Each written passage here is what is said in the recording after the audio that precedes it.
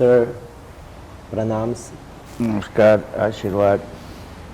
Thank you, sir, to grant us this interview at the Yoga Kendra for Satsang Foundation in Trivandrum. We just attended the colloquium on yoga in life science and beyond at the International Rajiv Gandhi Center for Biotechnology in Trivandrum. Could you tell us in a few sentences what is your vision for this project? Yeah. So, my vision for this project, which I think all the people who are collaborating with us also agree with, is that there needs to be some kind of data available to us. We talk about many experiences and so on. Yogis talk about many. Some of them are not easy to put in a test tube. Some. But there are some differences in the functioning of the body and mind when this happens. These can be measured. Let's not think you can measure the Brahman, not possible. Nor can we measure the inside feelings of what's happening. But the reactions are the reactions that happen in the brain, body and heart and the spine during these lofty spiritual experiences, I think can be measured in some way. We'll have to go through a trial and error method because it's not been done, it has been done here and there but not done properly. So I want it scientifically, systematically done so that we have some data to be offered to people. So at least people say, okay, some reactions are happening, the parameters of the body are changing, so there must be some reason to this, and then they can go beyond afterwards and study it. So to obtain this data, you need proper scientific study, no bogus science.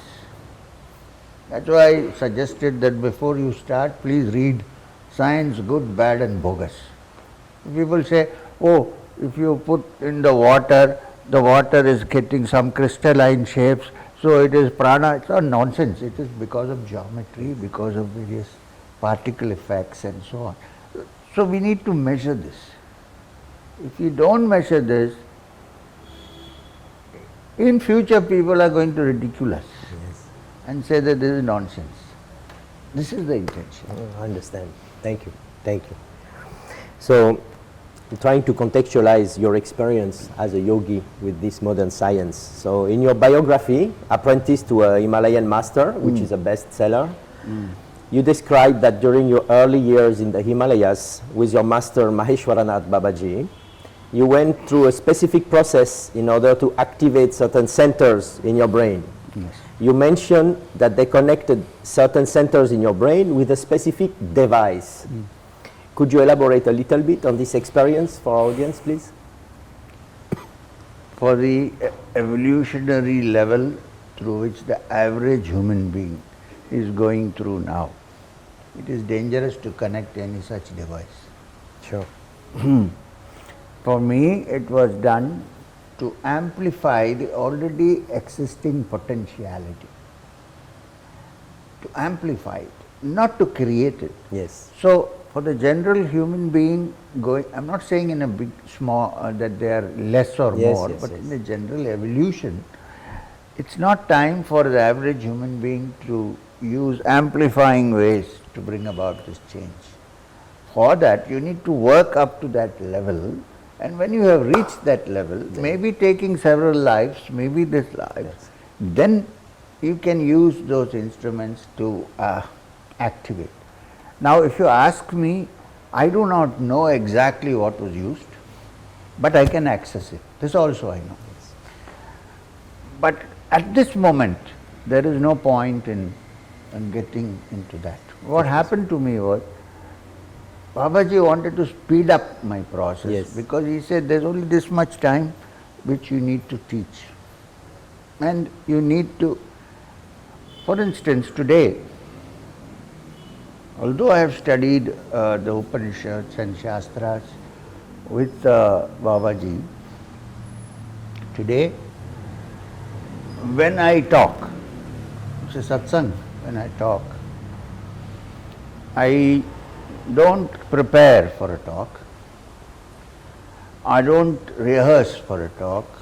I just go and sit there. And when I sit there, the proper things that are to be said happen. I have also some control over it, but they happen. Most important, if I need something from the ancient Shastras to support it, it immediately shows up. This was precisely part of the work that was done. I don't have to read the Upanishads every day to be able to understand. I can access it. Now, for an ordinary level of evolution of the Homo sapien, at the moment it's not possible to accentuate this. We need to go the hard way. Work hard. Sure. Then come there, then we will see what happens. Thank you. Thank you for this presentation. I mentioned this anecdote because recently in Thiruvananthapuram, you also have been plugged. You have been put through an electroencephalogram, EEG, to measure your brain activity during meditation, I suppose. And could you describe us a little bit this experience? And did they find anything different in your brain because of that previous experience in the Himalayas? So I have suggested, last question first. I have suggested that they get random people and then try them off and compare with the result. One thing. It could have been even better if the modus operandi for that was different. They had 10 minutes or 12 minute sessions. In the 10th minute you are going very deep in. That's when they say 2, 3, 4, 5. You can now open your eyes. You're gone. It's finished. Then you start all over again. Right? So the modus operandi should be that it should be for a length of time. Give half an hour, 40 minutes for the person when you do it. Still there will be some change. I am saying if you really want to see something really serious, and then check what's happening. However, they also know, we also know, that these measurements of EEG taken from the scalp are not so deep or accurate. You have to actually take it from the brain, inside. Now to go into the brain with a, what is it called? Electrode. I am not so willing to do it right now. They do that with epilepsy patients. They do that. Actually, samadhi, in spiritual samadhi and epileptic trances are not very different.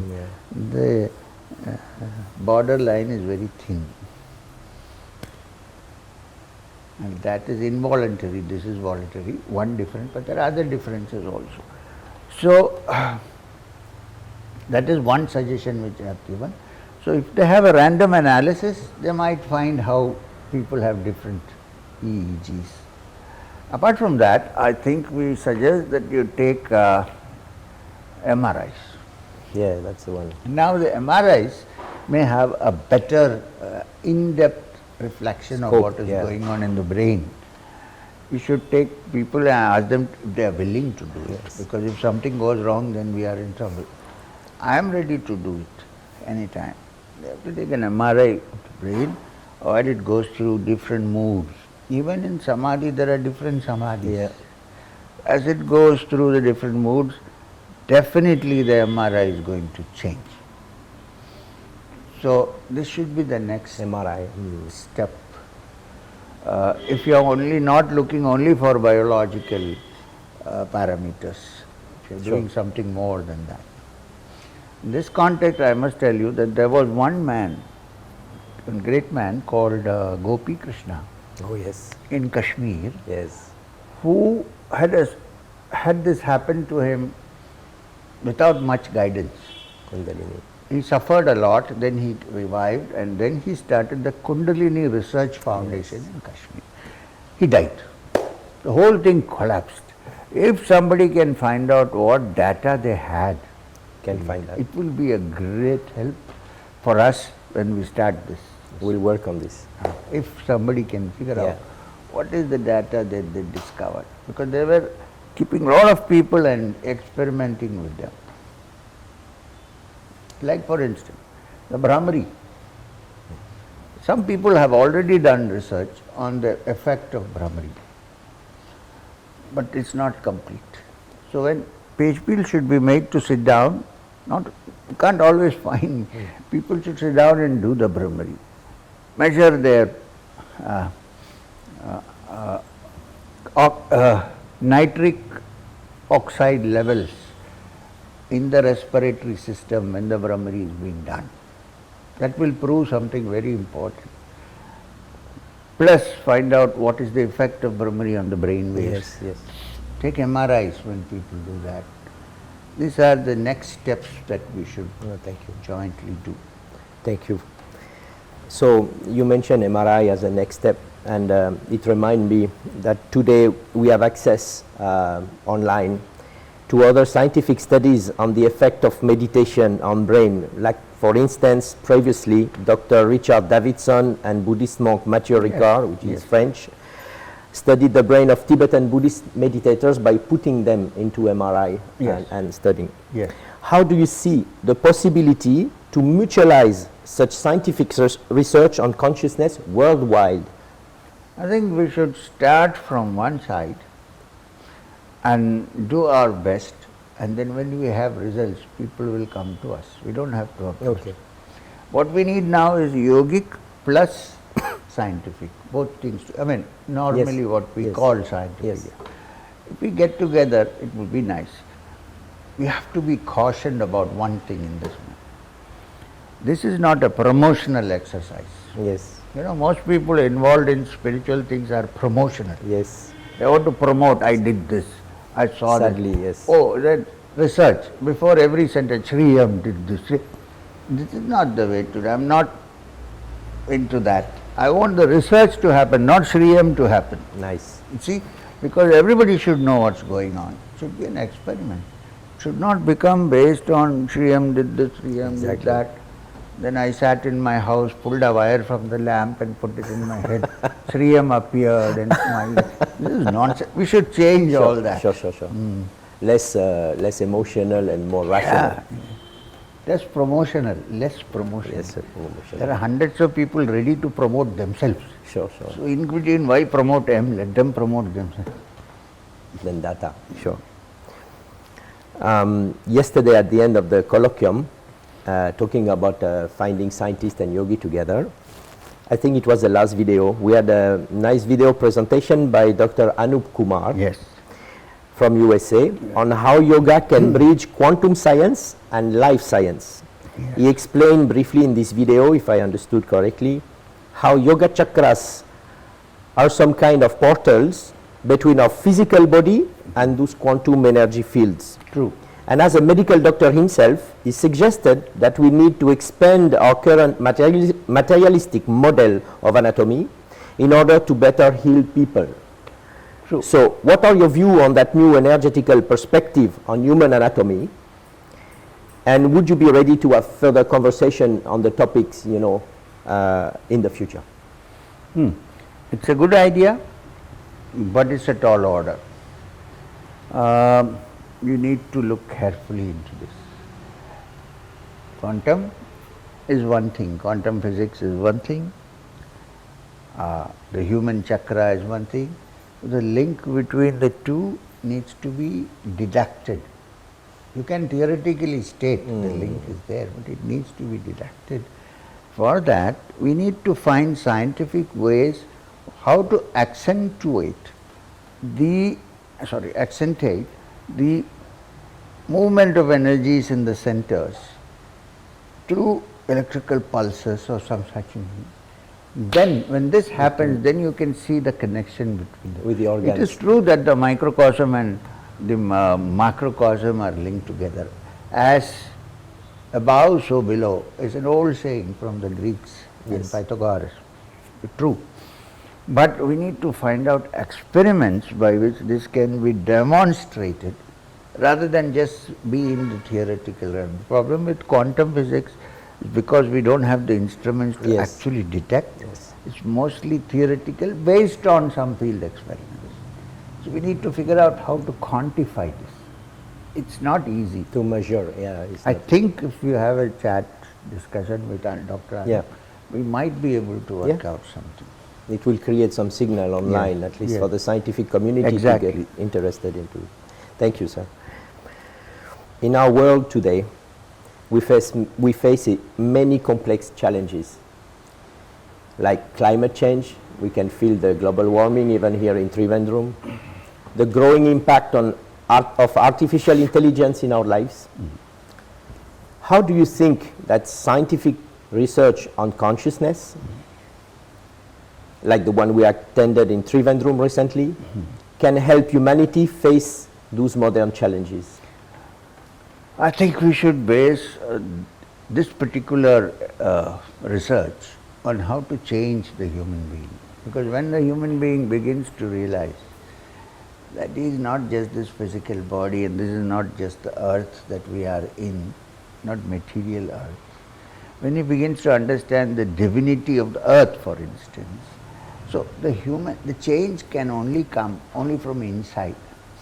So if a human being changes and if we give them proof saying that there is a possibility that this is there, then a changed human being will make sure that the environment also undergoes a proper change and not go into destructive mode.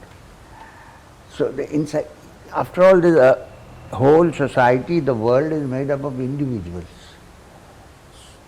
However much we may put it out as a general statement, it's the individual that matters. If the individual doesn't change, no change is possible in the environment, in the climate. We should begin to realize why we need climatic change, why we need IA and control on that. why we can do without AI, but also when AI is there, it can be used in a proper way. Today we have digital systems of all kinds. They can to be used in a negative way, but they can also be used in a positive way. Without it, we won't have any online conversation. Exactly. There is no, so AI also, the fear that people have that it is going, not really so. We can harness it to do good things. The human being is important. Exactly. If artificial intelligence is moving towards negating the human being totally out of it, then it is dangerous. If it is not, it's a very useful tool for us. Agreed. I sat down in Dubai and somebody picked up who has AI in his phone ChatGPT, and looked up and said, I'm going to ask who is Shreyam. Let's see what AI says. Complete. Yeah. It's quite useful. It can be. Thank you. Okay, so basically what you said, it's like it's a process of self-education or education. Absolutely. So that's a nice transition to my next question. How could this research lead to a better understanding of how to develop our brain potential, and could be maybe implemented for the education of the children and the next generation? Yes. How do you see that? So when we begin to see that there is a vast potential in us, which can be demonstrated in scientific data, then the intellectuals of the world who think they are the intellectuals can be convinced that there is something in this. And if they begin to move into this, then much more possibilities open up before us. Like for instance, today, anywhere in the world, a politician is the most powerful figure. They can do things which we cannot do, right? So, if one of them can be caught and taught these things, then the way of thinking of that person will change, and he has power. He can do many things which we cannot do. Of course. So don't discard anybody. All are welcome to this study. But thank you for that. I hope some of our politicians will hear the message. Exactly. And also abroad.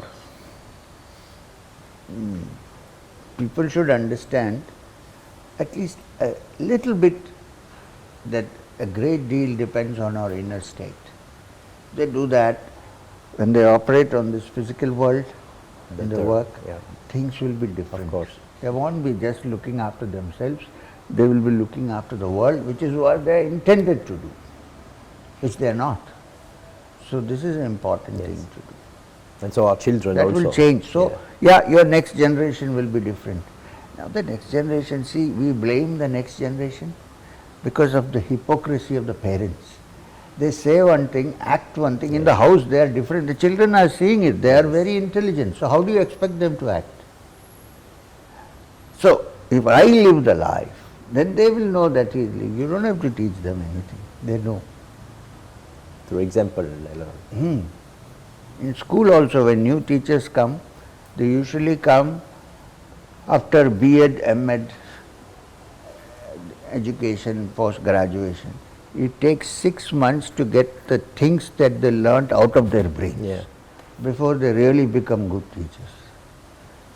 Right?